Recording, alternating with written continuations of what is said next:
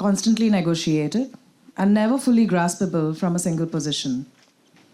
Yesterday, many of us tried to write Mumbai. Today, Mumbai writes back. I want to ask what the city refused, what resisted being named, what slipped out of diagrams, what refuses to sit still even when we tried to frame it carefully. This question takes us directly to Bernard Tschumi. In the Manhattan Transcripts, Tschumi proposed something that still unsettles architecture. That architecture does not reside in form alone, but in an uneasy relationship between space, movement, and event. Space, which is the physical setup, plans, sections, volumes. Movement, how bodies navigate, drift, collide, pause. Event, what actually takes place. Rituals, conflicts, intimacies, accidents, repetitions. The transcripts let them rub against each other. Photographs witness events. Drawings describe spaces that don't explain those events. Movement cuts through both, often indifferently. What emerges is not coherence but friction, and that friction is where our thinking begins. Tschumi was not interested in architecture as prescription, but as transcription, a way of registering what usually gets edited out. Use, misuse, intensity, time, conflict, desire. The framework we are working with comes from Bernard Tschumi, who proposed that architecture cannot be understood through form alone. He argued that cities are produced through the interaction of space, movement, and event, through what happens, how bodies move, and how environments are inhabited over time. That became his method of reading the city. He used drawings, photographs, and diagrams to register moments that architecture usually smooths over. Routines, disruptions, repetitions, intensities, and disruptions. What matters today is that this method becomes unstable the moment it encounters Mumbai. Because Mumbai is not a city where events punctuate in an otherwise stable background. The events are the background. And that city is continuously authored through rituals that reorganize time, infrastructures that choreograph bodies, archives that decide what becomes visible. Neighborhoods that produce knowledge from inside practice. Today's speakers operate inside these processes. Sarover Zaidi's work asks us to take belief seriously as a spatial force. Temporary shrines that appear and disappear, icons that migrate across walls, vehicles, bodies, ritual calendars that reorganize the city's sense of time.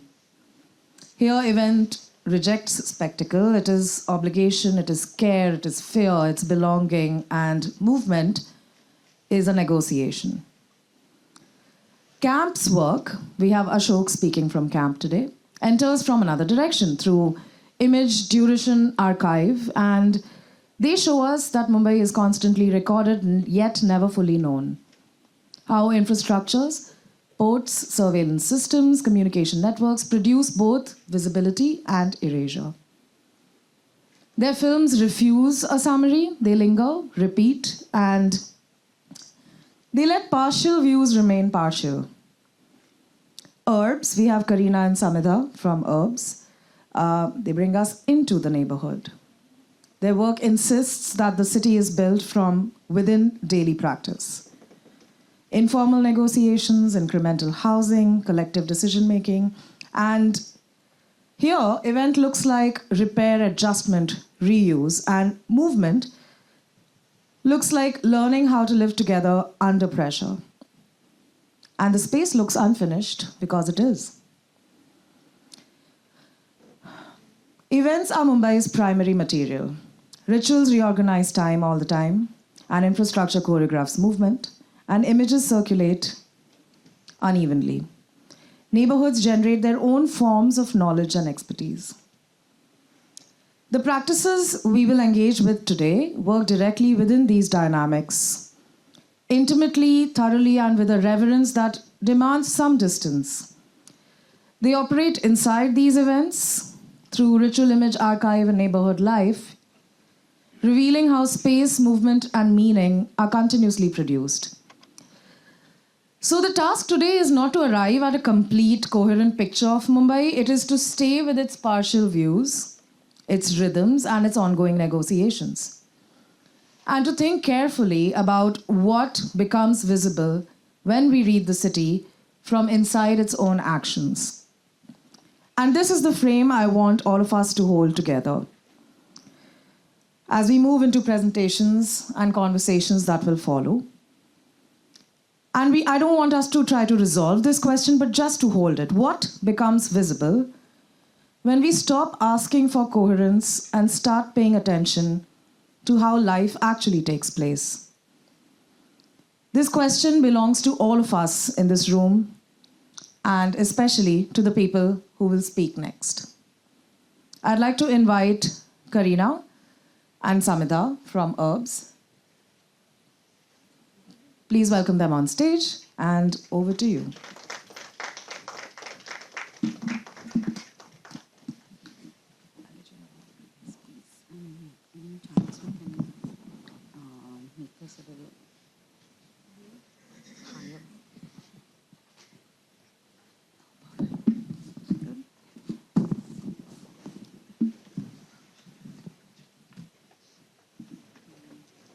Hi, everyone.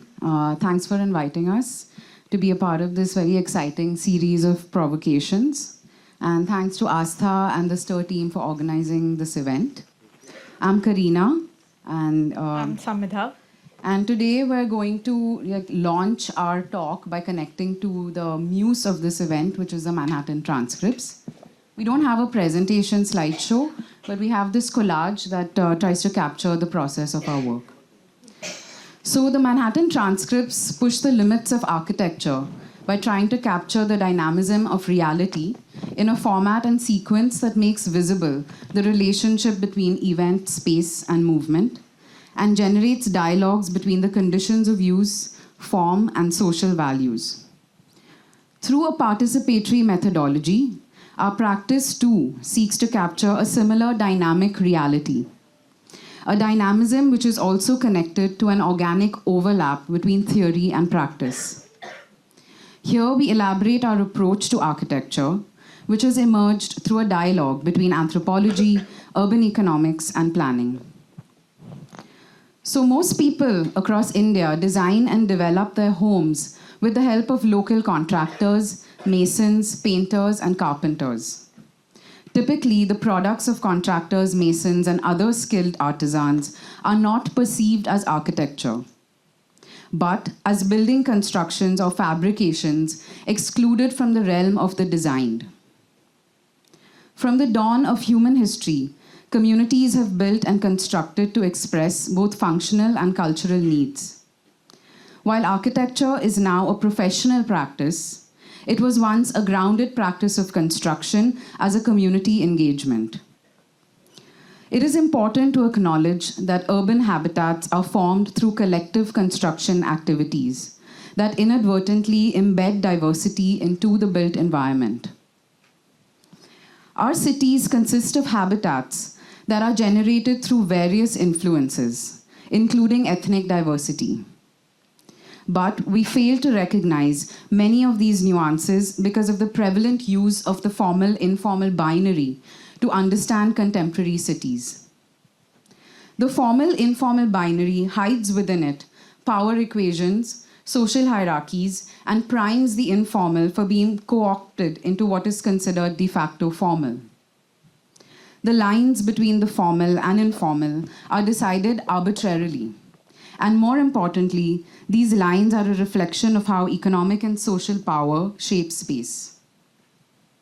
With more than half of Mumbai's population living in so-called informal housing, it becomes particularly important to question the formal-informal binary and bring attention to a range of habitats that actually constitute the city.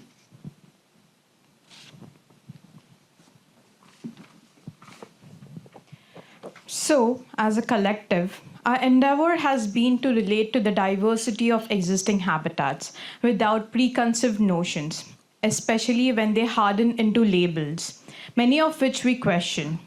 Our process includes the creation of alternative concepts, for example, the homegrown neighborhood, an inclusive term which acknowledges people's collective agency in shaping their own habitats. As architects, it is also important for us to cultivate a new understanding of our practice beyond the professional architecture and planning. We have learned to engage with the intricate social and economic relationships that shape community life and use this as a starting point to find new paradigms of more inclusive architectural practice. We acknowledge all residents as holders of most nuanced and functional knowledge about their neighborhoods. We see our users as experts of their localities. Their expertise is of that of use, which must not be ignored within the architectural imagination. Their explicit knowledge of the neighborhood is crucial to formulating issues and concerns and co-creating meaningful interventions and shared spaces. Based on this reading, we make ethnography as a critical starting point for inquiries and projects in urban research, planning, and design. Urban ethnography facilitates an understanding of urban spaces by acknowledging the varied points of view and repository of user-generated knowledge embedded in the lives of users, residents, and inhabitants. By fusing an ethnographic approach with the principles of participation, we started to immerse ourselves in the locality, becoming part of its social and economic fabric, engaging with residents, local contractors, and artisans, not merely as visiting urbanists, but as neighbors who practice urbanism. This enables us to interact with people and listen to their stories. According to many anthropologists, the basic tool of urban ethnography is the conversation. Local contractors and residents mediate and negotiate the production of built form through a series of conversations. It is a part of the process through which they operate. We develop a relationship with this methodology of conversation by anchoring our architectural practice in it. While we use our skills as trained architects, for us, design doesn't start on the drawing board, it begins and ends as a conversation. Through our skills and expertise, we begin to transcribe these conversations. One of our longest running project, the Homegrown Street, and you can see some glimpse of that project on the slide, is an inquiry into the design and construction process of local contractors and their team of local artisans who manage the housing needs of millions of people in the city, delivering affordable housing solutions. Our team enters the dialogue between residents and contractors by making models of homes that represent the future needs and aspirations of the residents. The design ingenuity of local contractors and spotlights the diversity of existing urban forms. The process starts as a conversation between the family, architects from urbz, and the self-taught contractors who have developed their design and construction skill through hands-on experience. The contractors do not work with the architectural tools like plans and elevations, etc., but mainly rely on their spatial perception developed through years of hands-on knowledge and working in this context. As architects trying to understand this mode of practice, we facilitate the making of drawings to support the contractor's skills. The iterative design process integrates continuous community feedback, weaving together the expertise of resident, local contractors, artisans, and urbz. So through the project, the Homegrown Street project, we aim to deconstruct the binary of formal-informal. We make these forms and typologies explicit by representing them through established architectural language, like the plan, section, elevation, axonometric, and the model, reconstructing the formal, the informal as formal. The making of scaled models expands the conversation to not only include residents and contractors, but also the masons and makers, symbolized by the artisans who are involved in the model making process. The models embody the dynamism of the existing dialogic process through which homegrown neighborhoods are made. In a way, they are our transcripts. The models, as outcomes of the Homegrown Street project, help to envision a shared space rich with opportunities for dialogue and collaboration. Rather than viewing these local practices in opposition to certified professional methods or through limiting formal-informal binaries. By showcasing the models, we hope to encourage discourse among urban practitioners and policymakers by emphasizing user-generated approaches and bridging the gap between policy and community realities. The models become tools of advocacy which help support the potential of homegrown neighborhoods, educating local municipalities and international regulatory organizations on the significance of participatory urbanism. So, from our experience, we've learned that every locality has human capital, existing constructions, and a rich natural ecosystem. Recognizing it requires conversation between people. Conversation is fundamental to communication and provides us with meaning and a shared sense of purpose. Over the years of our work, we have learned that participation is a form of conversation and vice versa. It not only creates better projects from a programmatic point of view, but also makes them more feasible politically.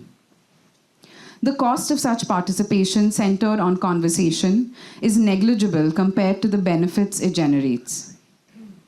We value how such a participatory process generates another kind of space beyond classical architecture, space-driven projects.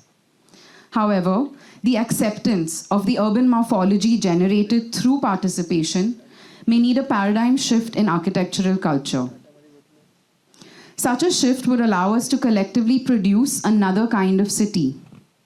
A city that is denser yet humane, connected yet local, diverse yet homegrown. Such a city embodies an evolutionary capacity and is more sensitive to its context, material and otherwise. It is a city that is creative in the sense that it follows a logic of emergence. It is being created through use, and therefore it is constantly reinvented by the users. Thank you so much for your time. Thank you. Sarover, do you want to come on stage?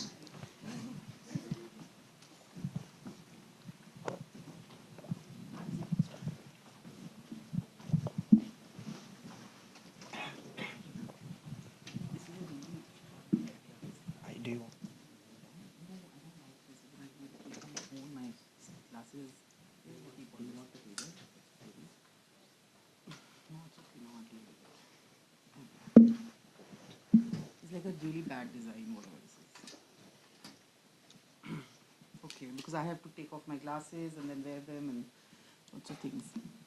Okay, so so firstly, thank you Aastha, thank you Stir for organizing this and inviting me, and it's always exciting for me to present my work in Bombay because I'm basically presenting 12 years of work in 12 minutes. So I hope some of the ideas go through. I also want to thank lots of people who, over the years, including urbz, where I've spent time, and also camp and some of my students who are here. They all create the brain that I might have right now. So, so my work is not something that I was, when I started, I worked on what is called Dongri and Bhindi Bazaar and religious architecture. And I see, I have this idea called the architecture of horizons, and the horizon is the notion of as an event. The horizon, I will read out things to you. Where is this, how does this work? Excuse me? The big green button. Okay, so there is a, so I'm kind of gonna go over many parts of this country, but it will start with something very familiar, and it will start with Bombay. And so this is one of the houses I lived in Bombay, and then I left it, and all my friends were like, why are you leaving a house which has such a fantastic, this is actually in TIFR. And yeah, and the search for horizons in architecture is very strongly present. And here I want to read out a little bit. Horizons are affective artifacts constantly framed through the practices of architecture and built form, but are also situated on the existential sensibility of the human life. Appearing as views, bypasses, screens, persistence, and imaginations, the horizons fold through the ontological, the political, the everyday, and the virtual. This work explores, beginning with the city of Bombay, some of the locations of the architecture of these horizons. Working as an ethnography, I explored the multiple modes in which the creation, contestation, and bypassing of horizons occurs in the so-called, quote-unquote, native town of Bombay. I'm working with ideas of theorists, philosophers like Paul Virello, Deleuze, etc. I mean, Bernard Tschumi also works with them, and that's why he comes to event. But I don't obsess over theorists. I was trained in philosophy at some point, so best to talk philosophy without talking about the name of the philosophers. So I configure working on the idea of Muslim ghettos, the JJ flyover, and how all the historical and the contemporary hauntings of the horizons manifest through surveillance, contestation, compliance in the city. This is actually, I think, the center in Spain. I've kept this because architects, Lisbon, sorry, I'm so sorry. Oh my gosh, too many architects. Yeah, Charles Correa. So when he was presenting this as part of a film, I actually asked him I asked him why have you put those two pillars at the end, which is looking over the sea, and he said, I'm framing the horizon. And which I found very interesting that he's put these two, it takes a vertical line to kind of frame the horizon. I wanted to dwell a little bit on just two more paragraphs I'll read, and then I will speak more. The search for horizons as a scenic artifact has been a constant part of human history and existence. It also starts with Alberti's line, whether it is the high art of the 18th century, ships moving towards horizons, holding promises of new lands, which is also colonialism, or long-drawn melancholic sunsets of impressionisms, horizons come to repeat themselves continuously in the arts. In poetry, we have horizons appearing through the descriptive forms of American naturalism, as reflective mysticism in German Romanticism, and the dark melancholia of 19th century existential writers and poets, which is the dark, morbid, industrial horizon which has taken over people's psyches. So there's a lot of writing on that, Kafka, Zimmel, and others. The theme of horizons repeats itself simultaneously as a descriptive and a scenic obsession, to being a continuous kind of existential trigger. And of course, best example in Bombay is when, in the evenings when people kind of come to Marine Drive, and they're coming from all parts. They're coming from Mumbai Central and other areas, and it's full because there's everybody maybe now looking at their phones, but there's this desire to be near something that is a horizon. It is as if a sign of the time seeping through frames into the hearts of an industrialized and modernized world.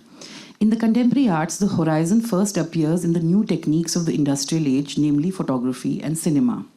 Frames of pictures with people or building are shot positioned towards open skies, each fixing a piece of the sky to the event of the picture.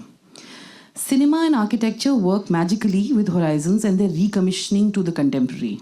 The built environment today interlaces with histories of architecture, ways of seeing, ideas of perception, and the aesthetics to generate new affective geographies, as if mapping them with the spatial depth of human experience and histories. The relationship between the line the horizon forges is not only one of nation states' new lines of control, surveillance, but it also generates new ways of thinking and living. the horizon in itself holds the darkness of the idea of return, which is, there's the idea of the past as the future, which was what the Nazis did, which is also happening in our country. Or the search of new lands, which is colonialism, or the idea of escape and the immigrant, because people move to new they have to leave their own lands. So it's a very, so I hope I've been able to kind of broadly, I mean, I can go on this, but I wanted to move to other things. There are two ways that I'm looking at the horizon in this work.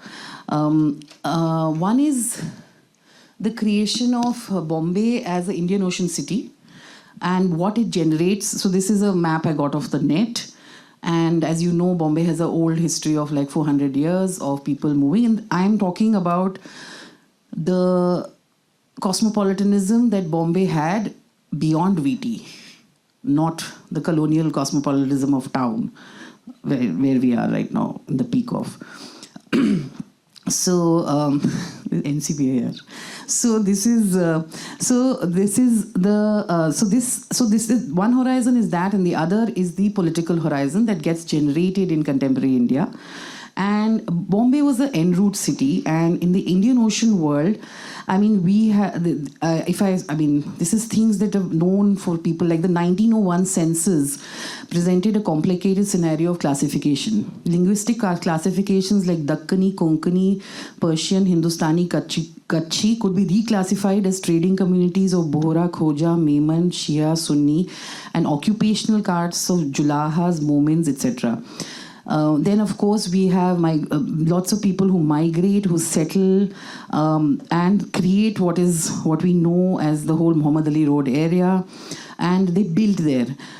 Also, if you think about it, there is no mosque in town, and there's a reason for it, because the plans were rejected by the British. There's a whole book on that, which I'm not going to go into. So the Indian Ocean trade and the Indian Ocean worlds generated this. This is the first Hajj house of Bombay. And as you can see, there is a kind of bringing together of different languages of architecture. I'm sure different architects are here who can read this. So it generated a differential horizon, which was a staccato of languages, of styles. I'll quickly go through these styles. Some of you may know this mosque. This is the Mughal Masjid. And I think one architect, a Qadri associate, I think, had renovated it at some point. Some of the original blue tiles. This is a late Isfahan style mosque. It's a leisure mosque. It's in Dongri. It was the tiles came from Bushehr, which is a port city, and was built by the Irani Shias. Not the Khojas, the Irani Shias who migrate. And then they use what is called the Mangalore tile for the roofing at some point, because they realize this is Bombay, it's going to rain, they can't destroy it. So this is, I call this like a patchwork of languages and styles and architecture, and this is where I find Bombay gives you that intense density of thinking about horizons. Yeah, so I'll show you more stuff. So I worked on this mosque also, and this is a place in Umar Khadi Dongri Cusp, and this is locally kind of, sometimes people used to call it the Amar Akbar Anthony Chowk, because there's a shrine, there is a old Maharashtrian Hindu building, and then there's a Jesuit hostel kind of space at the back, and also different architectural styles coexisting. So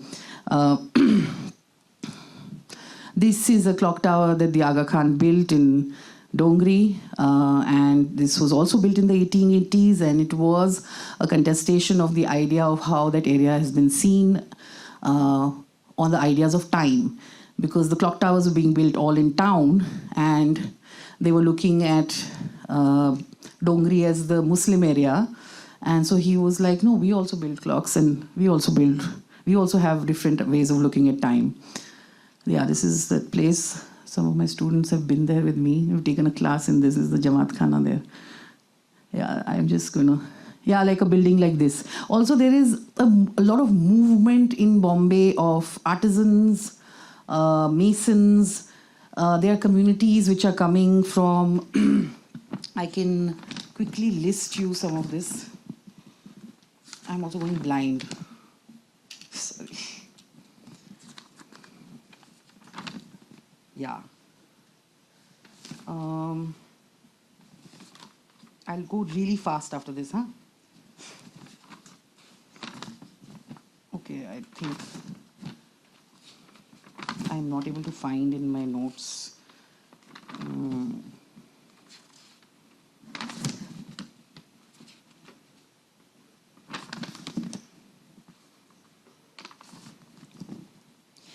The other thing that happens in Bombay is that there is a way that the city imagines this area. So you will see cinema, chase scenes. The person is being shot at in Bandra, but the chase scene will be on top of roofs with with minarets. Suddenly it moved here. Like in Shaitan, this was there. Then there's this weird film called Bhindi Bazaar, which is gruesome. Please don't watch it. And there's a kind of essentialization of the area. Of course, there's also an essentialization of the area with relation to food. This is the first synagogue of Bombay, which is a Bene Israeli synagogue, Samuel Divakar one. This is all, of course, classified as vernacular architecture. And there are too many architecture teachers and Professor Ravi here for me to critique that word. Because I felt that there's a lot of things that were classified as vernacular, which were not being classified into the European formats of classification. So, हमारा सारा vernacular हो गया. और उनका, Baroque and ये Gothic और ये सब हो रहा है. So I'm just trying to change the terminology also. Now the other thing that I want to get into, and I'll to finish this quickly, is the creation of the JJ flyover. And the JJ flyover is built in a record time, and some of you will know, in 2002-03. It was also built as an anxiety after the Gujarat riots, because in 92, what happened in Bhindi Bazaar, everybody knows. So it's kind of fitted in, huh? Yeah, okay, I'll say the word. No, the 2002 this was built, but I'm talking about 92 when the Bombay riots happened. So there was an anxiety that the Gujarat riots will also hit Bhindi Bazaar again. And then they started building this. They were like, we can't have this area blocked again. So the JJ flyover kind of is something that I see as the creation, and this is something that is there in the archive also, that this area has always been seen as the problem area, which has a contested idea of its form. Its citizenship is continuously questioned because there are so many different Muslim communities living here. So what you do is you create a bypass through it, right? And and this is something that is there in America, in Chicago, in all the ghettos. You'll see these like speeding highways coming up. Now Delhi is also like that. Also the famous Liari bypass, which is mentioned in Dhurandhar. Literally like travel for kilometers. I've been to Karachi, so you go across Liari and it's all below you. And so the JJ flyover is also something that generates this how does the city deal with the area? It is bypassed in its physical form by building a flyover which provides a new forensics. Now the interesting thing is the word forensic, which is a medical word, is not new in architecture. Guess who uses it first? Corbusier. He actually calls it that you have to do surgeries of cities. And if you do surgeries, you can clean out the city, you can manage people, traffic, this, that. And this is in his book, that City of Future, I think. He uses this terminology. And so the same logic is applied in contemporary times on Muhammad Ali Road. And segregation and surgery is undertaken in the city for the idea of decongestion. There's also a very long history of the colonial city. For the colonial city to exist, it always has to have some native city. So like Timothy Mitchell's work in Cairo is also mentioning this whole idea of contrasting that we are the sorted clean ones though they got the plague here. But 1893 plague came from British, then they started regulating Muhammad Ali Road because they're like, no, यहाँ पे सारा regulation लाएंगे हम. So there's a complicated way of thinking that comes into designing the city, and that creates the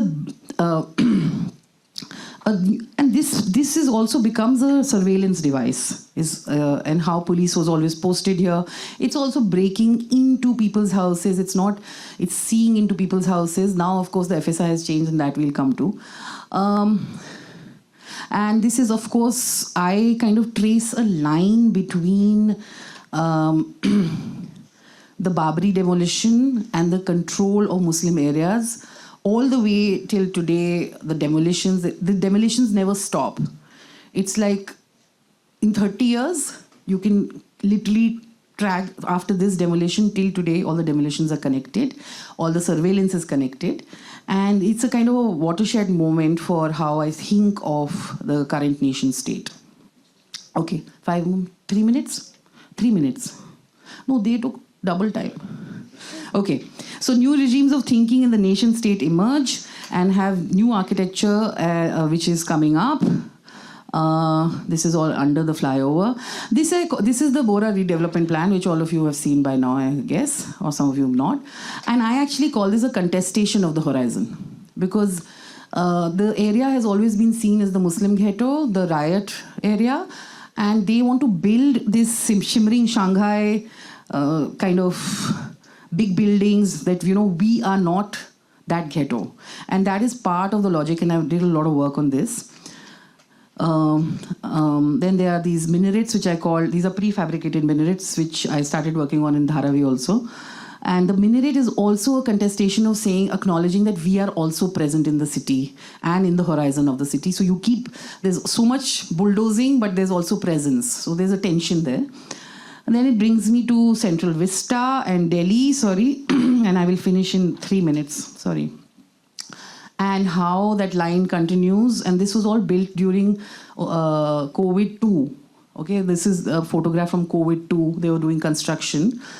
And it is the same line. This continues into demolition. I was literally standing on a road corner in Delhi, and there was a demolition happened. They're demolishing everything. These are G20 demolitions. And there are different rationalities that the bureaucratic state uses. This is the Babri, by the way. I went all the way there to find this line of connections.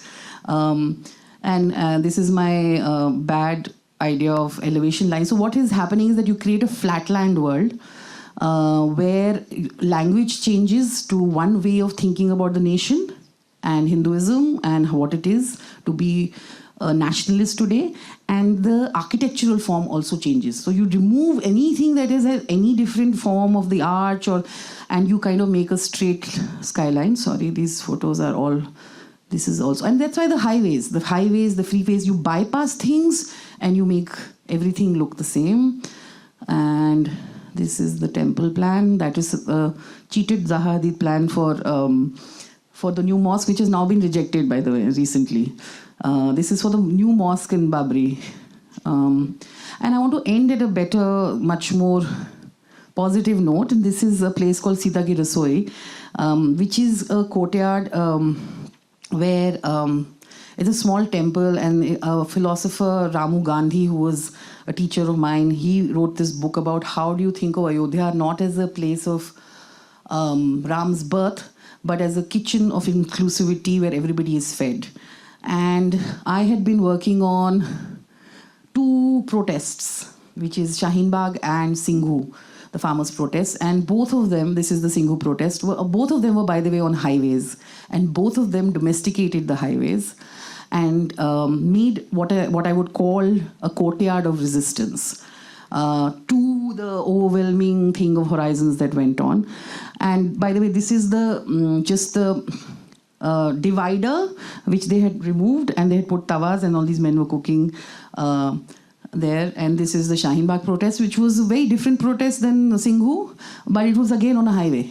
And so this is the courtyards of resistance. And then my last favorite slides are, this is by a photograph by Manjunath, that the last horizons that are left, as ab to wo bhi chala gaya, in Bombay at least, is the horizons of love. And this is a photo by Ritesh. So, of course, it's strictly prohibited. And so I want to leave you with some hope, and thank you. Oh, it was really difficult to do this. Camp, please come on stage. Ashok.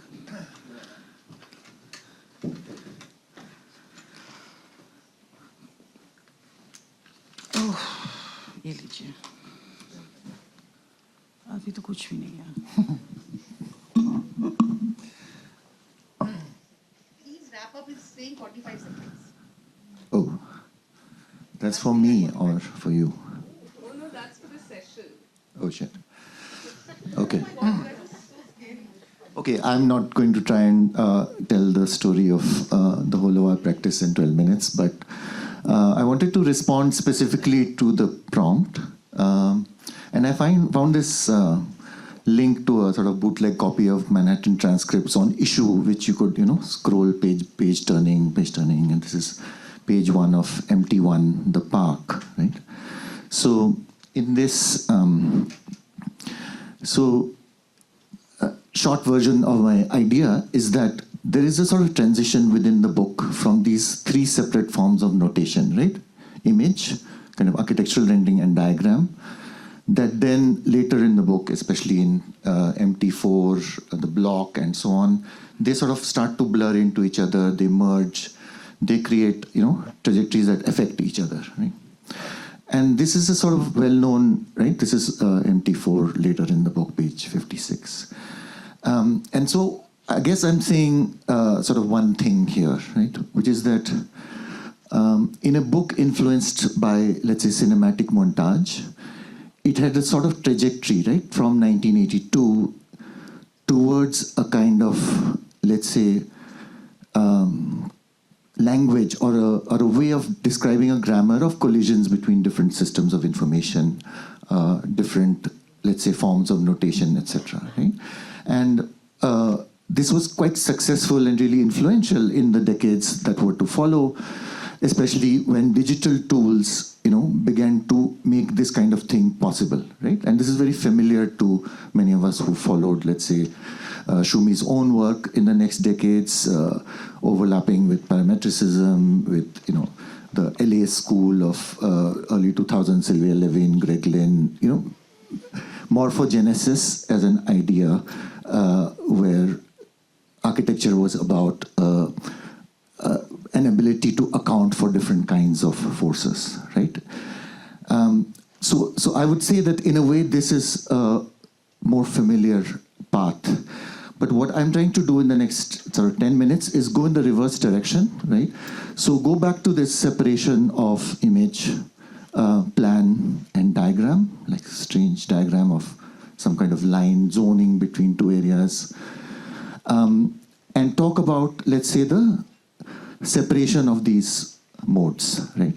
So it's really a kind of argument that we need more of these abstractions rather than less, and we should go deeper into things like the image, the diagram, models were spoken about by urbz, so as to not sort of fold their properties into one kind of method, right?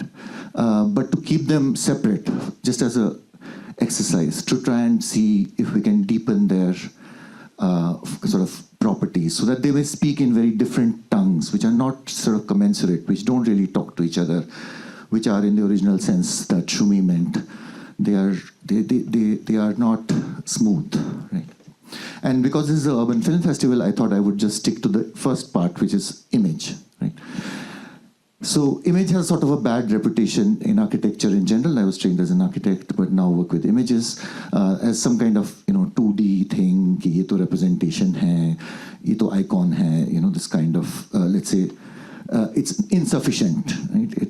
But I really want to go back to a kind of primordial erotics of the image, right? Especially the moving image, both as curiosity, as control. And this is the central point, to look at it as a very powerful abstraction, distinct from the others, so that we could re-look at their interactions, like once again, and don't assume the linkages that followed historically after 1982, let's say in Tschumi's work and others, right? So part of the problem with, I guess, these images in Tschumi's transcript is that even though there is a sentence that says these sequences should proceed from subjective moves, there's no specific subjecthood, like who is taking this image, right? What is the desire of taking this picture of people running away from a murder scene, right? It's not so clear. He says that these are infinitely malleable, right? And so in effect, this becomes yet another sort of flux or blur that, and I'm against all kinds of flux and blurs, right? So I want to go back to an idea that in the image, there is such a thing as a gaze, and there are two kinds of gaze. One is a kind of Lacanian gaze, that we are continually shaped by our awareness of being observed, right? Architecture as such is continuously shaped by our awareness of being observed, right? It is part of a horizon, right? And the second, and our subjecthood, our participation in the city is also subject to this kind of gaze, right?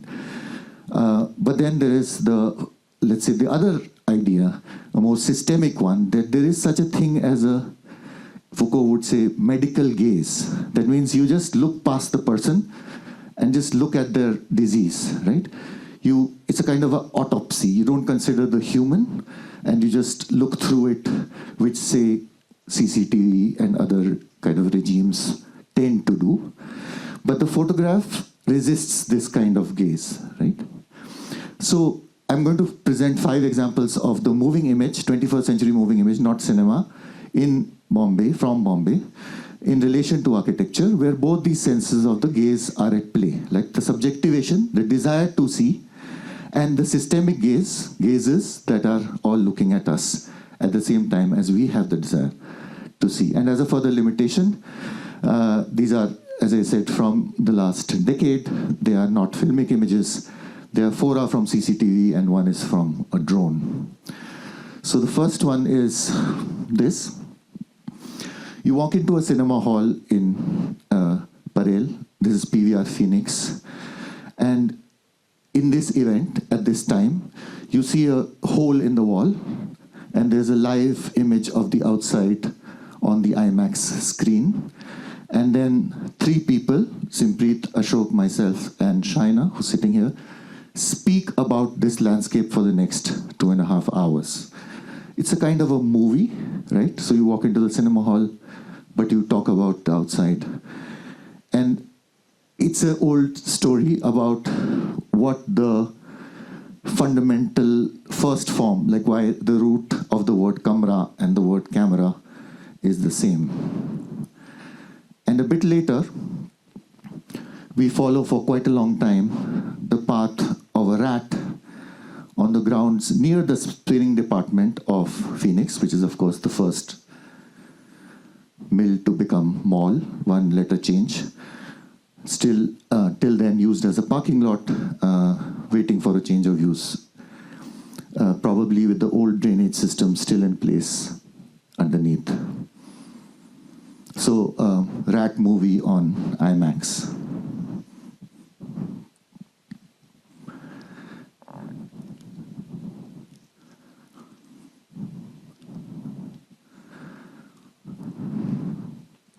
Okay, that's image number 1. Can you pause that, please? Yeah. This is image number 2. Stop. Thanks. Around 2016, we built with other collaborators a new structure in the middle of an R&R colony called the Lubai compound. This space was used mostly by young teens in the compound whose families were displaced already from various sites in Mumbai along the railway tracks, etc., part of World Bank projects, many of you know this, who now found themselves in 7th-floor buildings very tightly packed in the Lubai compound and other places in Mankut. And where, for the societies, buying CCTV systems is actually a favorite pastime. More than play areas, more than almost any other services, they are obsessed with buying and installing CCTV. So it's a society-wide phenomenon. Right? But one day, the kids in our space, R&R, were playing with this camera on the 7th floor. And they caught this event in Sathinagar across the wall. And I'll just play this. of a local celebrity on tour. And then the soundtrack was added a week later from a film called Nayak, in which Anil Kapoor, as you know, becomes the CM for a day. झोपड़पट्टी वालों में धोती, चावल और कंबल बांटने आए हैं. You can increase the volume.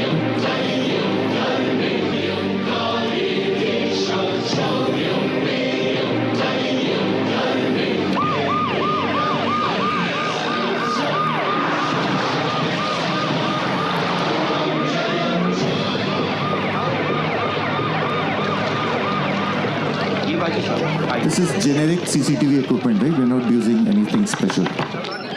The soundtrack is from Nayak. इस मकान का मालिक कौन है? मालिक ਤੁਹਾਡੇ ਸਾਹਮਣੇ ਖੜਾ ਹੈ ਜੀ. आपका नाम?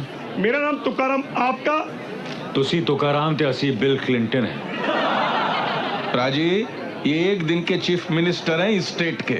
तो आपने पहले क्यों नहीं मुझे बताया? सर आइए अंदर बैठिए. जी हम अंदर नहीं आएंगे, आप बाहर जाएंगे.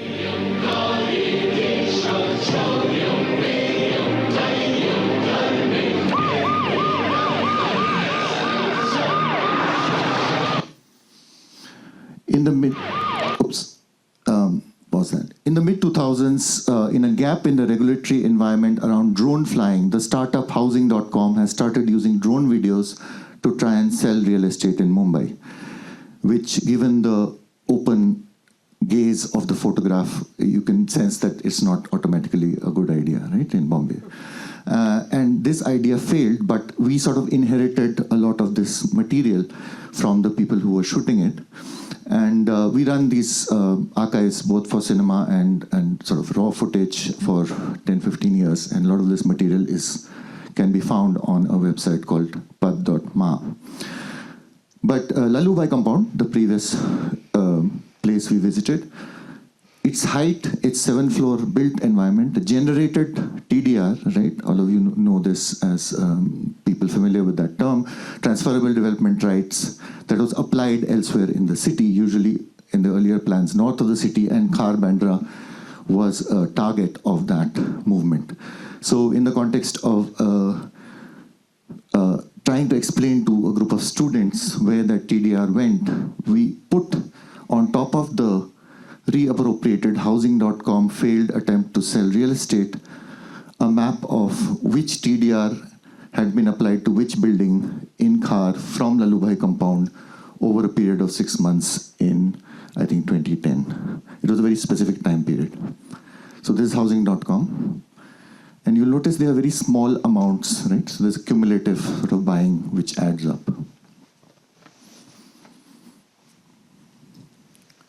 Sorry, from 2005, 6 months in 2005.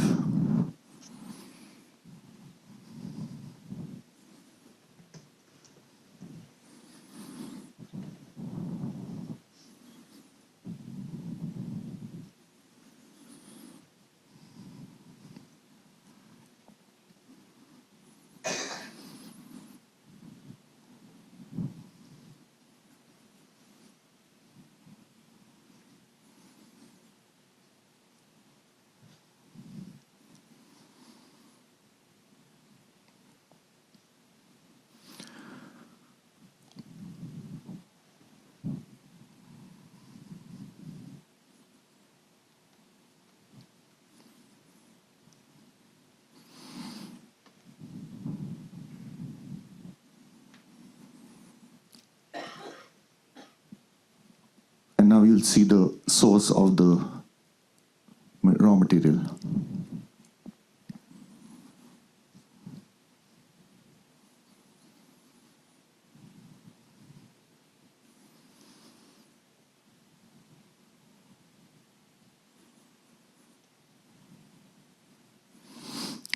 So presumably they are trying to sell this piece of real estate. So there's a vast sort of excess of the image in relation to the architectural program. Okay, and then maybe last. So if we were to use the sort of expansionist ideas of something like the Manhattan Transcripts, right? I'm sort of resisting that expansion and that Tschumi is doing, and then others did.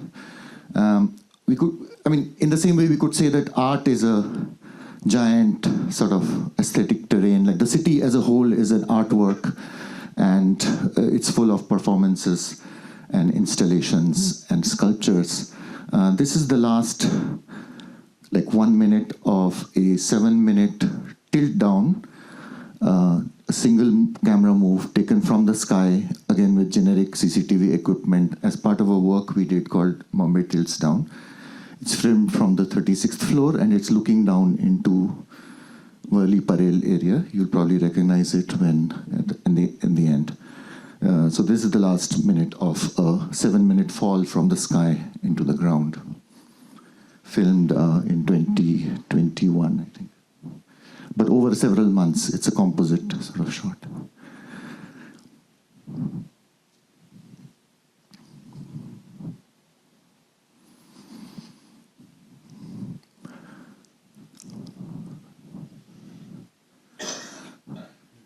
So, a kind of a, again, strange kind of gaze that is produced. And this idea that maybe many of these people, and certainly this one, Praveen Yerumkar, are actors in a kind of movie.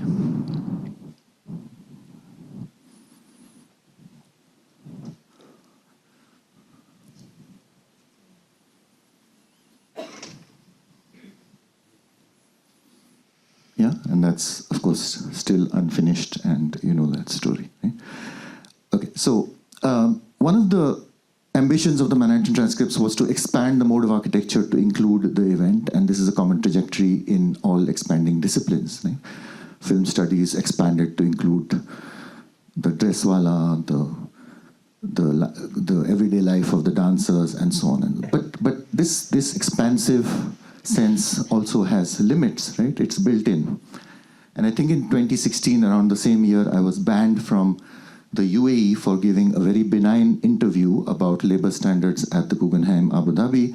Zaha Hadid gave a statement that said, I have nothing to do with the workers who are building a Qatari stadium, right? I have nothing to do. So there's an opposite move, let's say, of Tschumi, who says that murder is necessary. So Hadid is saying, no, not that kind of murder, not the death of construction work on my site, right? Because I have nothing to do with it, right? So I'm not making a moral argument about that here, but I'm saying that where you, because it's a longer story and it has to be understood at another event, but sort of where you draw the sacrificial line in your discipline is telling, right? And this is the sort of real conflict and disjuncture that I think Tschumi was pointing to, but then later got kind of smoothed over in this kind of animate form and these kind of endlessly expanding exercises where all notation ends up serving architecture. If I have 1 more minute, I'll show a clip from a camera that's been on our studio roof for 8 years now. And it sort of persistently watches and gathers material. And so it sets up this endless curiosity that, let's say, we have and we are able to do using absolutely generic equipment that is designed to watch your own property, but if you just tilt it up, it watches something else. So on one June afternoon, we found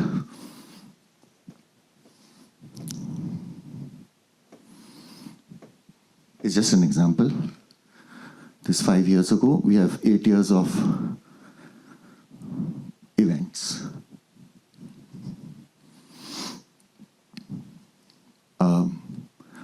This strangely discolored pigeon and what appears to be her mate. Pigeons mate for long period. They're very monogamous actually over many years.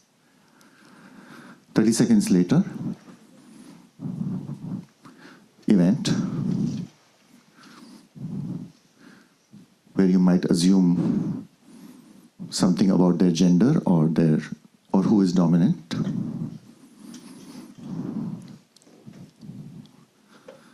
"30 seconds after that, another event.